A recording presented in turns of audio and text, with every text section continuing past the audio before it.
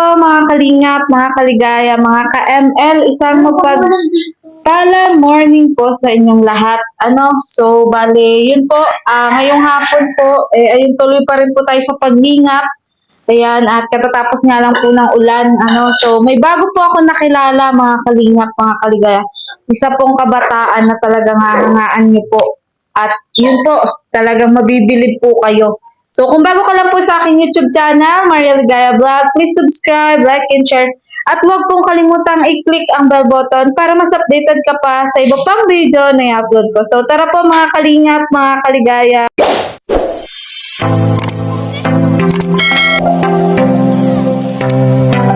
Sa inyong lahat mga kalingap, sa ating pong viewers, subscribers, and supporters po ni Rolf Malalag, please supportan po natin ang channel po ni Maria Ligaya Vlogs. Supportan po natin sa pamamagitan po ng pag-like, share, and pag-subscribe sa kanyang YouTube channel. Maraming salamat po mga kalingap. God bless po, and don't forget to subscribe Maria Ligaya Vlogs. Thank you po. Thank you. Yan, so bala ito po, may nakilala po ako dito si bebe, anong pangalan mo? Princess Rachel. Princess Rachel. Ay, ang haba. Ayan, princess na lang. Ayan, okay lang, princess. Ayan, so, yun nga, nakausap ko si ate, yung may-ari nitong bahay. Ayan, so, yun, kaya namangha ako dun sa kwento niya. Ayan, so, bali princess, yun, ako nga pala si Maria Ligaya Vlog. Isang baguhang charity vlogger. Ate Ligaya na lang, yung tawag mo sa akin. So, ilang taon ka na, princess? 16 po. 16 ka. Nag-aaral ka pa? Apo, grade 11. Grade 11. Yan. Saan ka nag-aaral? Dito lang po sa Basod. Sa Basud. Yan. So, si ate pala, hindi mo kaano-ano. Yung may-ari ng bahay.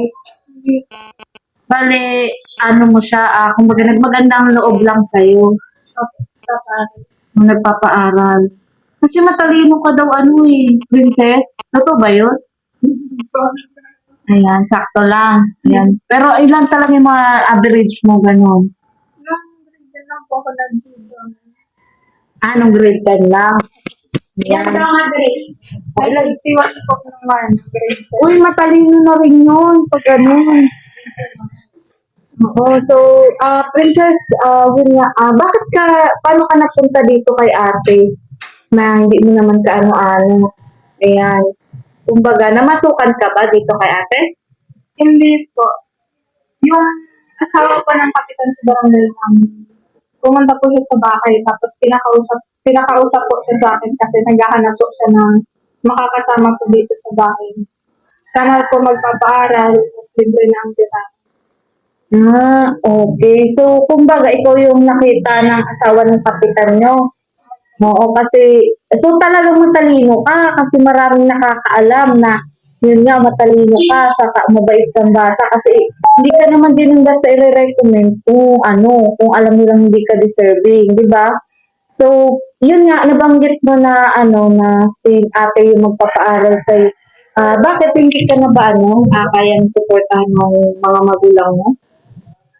Hindi naman po sa ganun. Kaso lang, isip ko din po na si mama po walang trabaho, tapos yung asawa niya po ngayon, driver lang po ng jeep. 5 kami yung magkakapatid. So, ikaw panganay ka? Ay, grabe. So, kumbaga, dahil kumbaga, napansin mo na mahirap yung buhay ng magulang mo, kaya pumayag ka na rin na mamasukan dito kay ate. Pero si ate, tinuturing ka talaga niyang anak. Ayan, so, ano masasabi mo doon na yun nga, tinuturing ka ni ate na parang anak? Ito po, nagpapasalamat din po kasi nakikinig niya po ako na tumutulong po siya ng walang kapalit, hindi na nanuhat. Yan, oo. So, matagal ka na ba dito kala ate? Magdadalawang ba? Bago ka pa lang dito. Apo. Magdadalawang buwan ka pa lang. So hindi ka naman nahirapan dito na namamasukan ka. Hindi naman. Gawin naman. Ano kadalasan mong ginagawa dito kala ate? Ano lang po, tumutulong po ako sa mag-grade. Hindi lang po mag-grade. Saka si ate parang hindi naman higpit si ate eh. No? Pagka, dapat hindi uwi ng masyadong gabi, sa delikado din naman. Oo, kasi saka maganda ka kasi, Bill. Oo, talagang pag ginabi ka dyan, ikaw yung tipo na, kumbaga, talagang baka mapag-interesan ka. Kaya nag-aalala din yan si ate. Kasi, syempre, nasa poder ka niya, di ba? So, tawag dito. Kumbaga, pinapasahod ka naman ni ate, ganun. O, Ay, hindi. hindi naman po ako nangingisahod kasi siya na po ang nagpapaaral sa akin. Yung Mga kailangan ko po, siya na po ang nagpaprovide. Ayan, so yan. Oo, grabe. So doon, kumbaga, sapat na din sa'yo na kahit papano, pinag-aaral ka ni ate. So, ayan be, yun nga, bali ilan nga kayo sa magkakapatid? 5? 5 po. Panganay ka. Opo. Ayan, tapos, kumbaga, stepfather mo na lang ngayon, yung kasama mo. Tapos yung nanay mo. Opo. Doon sa dating yung Ayan. Kumusta naman yung yung pagiging, kumbaga, dalaga mo no, nung kumbaga nag-asawa na si mama mo ng bago. Anong feeling ng gano'n na may asawa ng bago yung nanay mo? Mahirap din po ang may stepfather kasi hindi po sa lahat ng bagay pwede yung pagkatiwalaan. Saka may ilang. Opo. O kasi hindi mo tunay na tatay.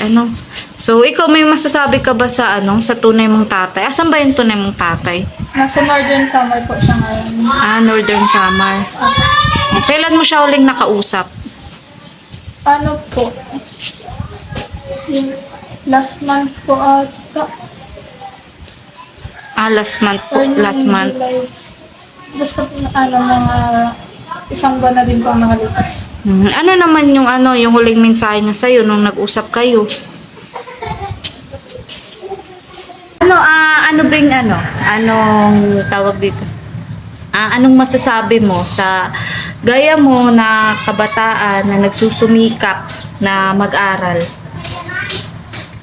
Ipagpatuloy lang po nila yung pag-aaral nila. Tapos, yung mga nararanasan po nilang hindi maganda, i-take advantage po nila para makapagtapos sila ng pag-aaral. Tsaka kung may gustong magpaaral sa kanila, i-grab na po nila yung opportunity. So, ikaw hindi ka talaga nahihiya na parang kumbaga, syempre ang tingin sa'yo ng iba dahil kasama ka ni ate, kasambahay talaga, ganun. Ay, hindi Oo, naman po. hindi ka naman nahihiya. Hindi po. Kasi may ibang kabataan ganun na kumbaga lalo na yung pagtrabaho nila, yung pag-aaral. Ikaw, nabibilib ako sa'yo kasi nagsasariling sikap ka para makaaral. So, ipagpatuloy mo lang yan, be. Ha? Oo. So, bali ako ulit si Ate Ligaya. Ayan, isang baguhang charity vlogger. At yun nga, na-inspire ako sa kwento ni ate tungkol sa'yo. Kasi nga, lalo na nung nakita kita kasi ang ganda-ganda mo. Ayan, parang hindi ka naghihirap. Ayan. Parang talagang anak mayaman ba? Oo. Parang kumbaga, 'di ba nga sabi mo yung nanay mo wala nga yung trabaho, tapos yung stepfather mo nagda-drive lang. Ayan. So, pero wag natin yung nilalang kasi marangal na trabaho 'yun, Yun, mahirap na itaguyod kayo na 5 magkakapatid. Lahat ba kayo nag-aaral? 4 po kaming nag-aaral po. 2 high school, tapos 2 elementary po. Yung isa, Yung isa, next year po siya mag-aaral kasi kulang pa po yung edad. kulang. Maliit pa. Opo. Ayan. So, anong masasabi mo sa nanay mo? Kasi yun nga, kumbaga, hindi ka niya totally masuportahan sa pag-aaral kasi wala nga siyang trabaho. Anong Okay lang. mensahe mo kay nanay? Okay lang naman po yung ganan po. Saka hindi naman po ako nagtatanim ng sama ng loob. May mga nangyari mo na hindi maganda. Tapos nagpapasalamat din po ako sa pagpalaki niya. Yan, oo. Saka, normal lang naman yung minsan nagkakaroon ng misunderstanding, ang magnanay. Pero ang mahalaga, kumbaga, nagkakaintindihan pa rin kayo sa bandang huli. Inaayos din naman po. So, sa mga kapatid mo, anong mensahe mo sa kanila? Ayan. Na mag-aral lang po sila ng mabuti. Pero kumbaga, dahil ano mo nga kapatid mo sila sa stepfather, kumbaga, ang turing mo pa rin sa kanila parang tunay mo ng kapatid, ganon. Opo. Kasi syempre kapatid mo na rin naman yun sa nanay, di ba? Opo. Oo. So dito sa trabaho dito sa pagiging kasama ka ni ate, hindi ka ba nahihirapan? Hindi po. Ano ba yung kadalasan mong ginagawa dito? Ano lang po, magwawalis lang po, maghuhugas. Ako na din ba naglalaban ng damit ko kasi nakaya naman po kumugwa pala. Tapos magpupunas ng mga gamit po sa loob, mga bintana. Minsan po magpamap. Yun lang naman po. Yan, sipag naman ni Princess. Ayan, so ang dami nating halaman dito ni ate. Ayan. So, yun, Princess, masaya ako kasi nagkakilala tayo. At namangha din ako sa storya ng buhay mo na isang dalaga na nagsasariling sikap. Kasi, syempre, hindi na rin, kumbaga, kaya ng magulang mo lang. Oo, so, bilib ako sa'yo. Sana marami pang kagaya mo, Princess, na yun nga, na kumbaga, mag-aral ng mabuti. So, ano bang pangarap mo talaga, Princess? Undecided po yung gusto kong trabaho sa akin. Undecided ka pa. Opo. So, yan kasi yung stage talaga na na undecided pa. Ganyan din ako noon. Kasi pag 16 years old, dati graduate na yan ng high school. Ayan, iba na kasi ngayon Yan talaga yung stage na malilito ka pa talaga kung ano yung gusto mo. Pero sa ngayon, ano yung parang napupusuan mo? Ano po? Teacher po sana kasi nasa STEM naman ako, hindi pwede magka-content engineering. Teacher or engineering? Yun ang mo? Opo. Yun yung mo, tawag dito? Pangarap mo talaga. Paano pala yun kung halimbawang yun nga, paano kung halimbawang hindi ka napunta dito kay ate na maging kasama niya, tapos hindi ka na mapag-aral ng mama mo, tas ng stepdad mo, anong balak mo? Ang balak ko po sana nun, kapag graduate po ako ng high school, mag-working student po ako para ako nagpaparal sa sarili ko.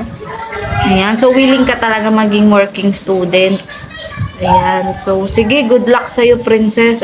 So sana hindi lang ito yung una tuloy nating pagkikita. Ayan. At yun, anong masasabi mo sa mga makakapanood sa'yo, Princess? Wala kang mensahe sa kanila. Ayan. Pero itong pag-video ko sa'yo, i-upload ko to sa YouTube, okay lang ba? Ayan, para kapulutan ka din nila ng inspirasyon, ng aral, na yun, kahit mahirap yung buhay, ayan, merong gaya mo na kabataan na talagang gustong makapagtapos ng pag-aaral. Gaano mo ba kagustong makapagtapos ng pag-aaral? Gusto ko pa talaga makapagtapos ng pag-aaral kasi mahirap po ang buhay mo. Kasi mahirap yung buhay. Yung pag-aasawa ng maaga, wala naman po na itutulong mo. Oo. Paano mo nasabi? Na yun nga, na talagang walang naitutulong yung pag-aasawa ng maaga. Kapag po nag-asawa ng maaga, titigil ka sa pag-aaral, hindi man din pag hindi mo na ipagpatuloy yung pag-aaral, hindi mo rin kung makakamit yung gusto mong trabaho. Marami naman po pwedeng pasukan, kaso hindi naman po kagaya ng mga professional na trabaho. Oo. So, kumbaga gusto mo talaga ding maging professional someday. Apo. Ayan. Kaya, kumbaga, kahit mamasukan, kahit magtrabaho ng maaga, gagawin mo para sa pag-aaral. Apo. Ayan. So, ito Princess, pambaon-baon mo. Ayan, pagpasensyahan mo na yan. Oo, Thank you. salamat kasi nakilala kita. So, isa ka sa kakapulutan ng aral ng mga gaya mo na kabataan. Ayan. So, huling mensahe mo sa kanila na mga teenager din, gaya mo. Magpatuloy lang po sa pag-aaral, tapos huwag magpapapekto sa kung ano man ang pinagdadaanan nila. Ayan. Oo. So, bilib ako sa iyo, Princess, kasi fighter ka talaga. Talagang yun nga. Talagang ginagawa mo lahat para yun makaraos sa kahirapan, malagpasan yung mga pinagdadaanan lalo na sa pag-aaral. Ayan. So masaya ka ba diyan sa aking munting na ibigay? Opo. Isang linggo na po itong baon. Ah, 1 linggo mong baon. Ayan. So magkano bang binabaon mo sa 350 ba? Opo. 60 a day. Malaking na din po yun kasi. kumbaga ang budget mo talaga 350 sa 1 linggo. Opo. Tapos Babaw lang siya kanin at ulam. Opo. anong binabaon mo? Kanin at ulam po para hindi na bibili. Ah, okay. Tapos kumbaga namamasahe ka ba? Opo. Magkano yung pamasahe papunta dun sa school? 30 lang naman po balikan. Balikan. Opo. Ayan. Tapos ang baon mo 30 din, ganun. Ano po, Sa 70 a maghapon? day po. 70 a day. Opo. Ayan. So, kumbaga, sayang din kung yun nga hindi mo nakilala si ate, di ba? O talagang mahirap yun para sa nanay mo na walang trabaho. Tapos doon sa tatay mo na mahina rin naman yung kita sa pagdadrive. Kaya malaking bagay din talaga na napunta ka dito kay ate. Ano mo nga palang masasabi mo kay ate? Ayan, kasi napunta ka dito. Thank you po sa pagtulong para makapagtapos ako. Salamat din po kasi maganda po yung turing niyo sa amin. Ayan. So, bale, ito po si ate, yung nagmagandang loob po para dito kay Princess. So, ilang buwan na po ba dito si Princess? Anong buwan ka na kinuha ka, baby? Ano po, July 22 po. So, bali magdadalawang buwan na po. July 20. Ang mga kasama ko kasi wala akong kasama. Apo. Tapos may nagturo sa akin kipag ko. Apo. Papaaralin ko lang. Pero hindi ko naman sisweldoan kasi wala naman akong sisweldo. Basta Apo. papaaralin ko lang. Mm-mm. Yun, nagustuhan siya ng mga anak ko, nakasama ko. Ayan. So, mabait naman po ba si Ano Princess? ba si Princess? Para aralin si Princess. Para aral po. Oo, mahilig Ayan. siyang mag-aral. Dito po sa gawaing bahay, Ay, malinis siya. malinis po talaga Oo, siya. Malinis siya. Nakita mo naman yung bahay malinis. So, kumbaga po, hindi ka po nagsisisi na si Princess po yung Ay, hindi. nakasama mo. Saka magaan. Magaan. Yung mga anak ko dumating, magaan ang loob ng mga anak ko kay Princess. Nakilala na po siya. Oo, dumating yung panganay ko, saka yung bunso ko. So, kumbaga po si Princess, hindi mo po talaga kaano-ano. Wala, hindi ko siya kaano-ano. Nagmagandang loob ka lang Oo. din po. Oo. Dahil may mga kasama din ako rito, taon din ang inano, hindi ko makaano-ano. Opo. Ay, talagang kumukup-kup ka, ate. Oo. Kaya galing naman ni ate. Oo. So, Walang pagbutihin. sahod, aral lang ha, tsaka pagkain. Opo. O, kaya nga sabi ko kay Princess, kung kaya namin, para rin namin siyang college. Opo. Kung may vlog girl na magpapilog ka lang, di ba maganda? Opo. Oo. Kasi, kahit pa paano yung college din po kasi, magastos din po Oo. yun, di ba? Kasi maganda. Saka, sabi ko sa kanya, aral. Aral. Kasi ang pinag-aralan, ang pinakamaganda sa lahat. Opo. The best ang pinag-aralan. Kahit saan tumapunta. Pinag-aralan mo. Ayan. So, napakaswerte mo, Princess, kasi nakilala mo din si ate. Ayan. Ate, ano pong pangalan mo? Helen po. Ayan, si Ate Helen. Ano masasabi mo at nakilala mo si Ate Helen? Nagpapasalamat po. Saka po dun sa hipag mo rin po Ay, okay, pakilala po sir. sa akin sa kanya. Asawa ni Kapitan. Yan ang nagbigay sa akin. Ay, siya po. Oo. Opo. Asawa ni Kapitan saka yung nanay. Siya nagpakilala So, sa akin kay Princess. Ano po, believe ka rin po kay Princess kasi nagsasariling sikap po siya Ayo. para makapag-aral. Oo. Oo. Kasi sabi ko nga, ang buhay, hindi naman kami ganito. Opo. Nagsikap din kami, napaaral ko yung mga anak ko. Yun, napaaral namin. Kahit para paano, nakaraos. Ayan. So, sige, Princess. Ayan. Ang ganda ng pagmamalasakit sa'yo ni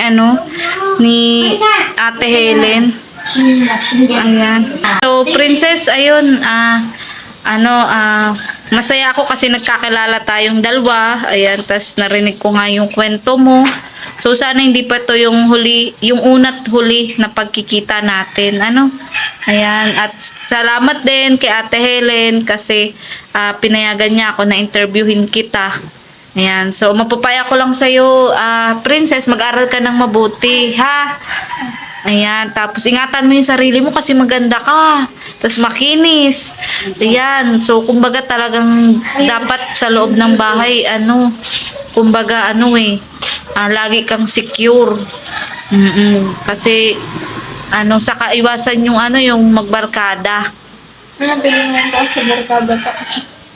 Mapili po sa barkada. Mapili ka sa barkada. Ano yung kadalasang pinipili mo sa barkada? Hindi naman po yung sa kung wala naman pong alam kung mayaman o hindi. Pag may ayaw po akong ugali, iniiwasan ko din. Ganon. So yan, tama yan. Pipiliin talaga natin yung barkada natin. So, Ate Helen, di na rin po ako magtatagal. So, ayan po mga kalingap, mga kaligaya, mga ka-ML. Ayan, so meron nga po akong bagong kabataan na nakilala po, si Princess. Ayan, na talagang napakaganda, matalino, masipag, ayan, madiskarte. Lahat na, ayan, nasa kanya mga kalingap. So, wala po akong ibang hiling, kundi ang makatapos po siya ng pag-aaral. At yun, matupad niya po ang kanyang mga pangarap. So, yun po, maraming salamat po sa mga OFW na patuloy pong nagsusupport sa aking YouTube channel, kay Ate B, kay Ate Karen, at sa mga anonymous sponsor. Ayan, na wala pong sawa sa pag-share po ng kanilang blessings. Kaya patuloy nyo lang po sana suportahan ang aking YouTube channel, Maria Ligaya Vlog, pati na rin po ang channel ni Kabal Santos Matubang, Ate na Vlog, Kalingap Rab, at ang buong Kalingap team, mga Kalingap, mga Kaligaya. So, goodbye po and God bless. Bye-bye!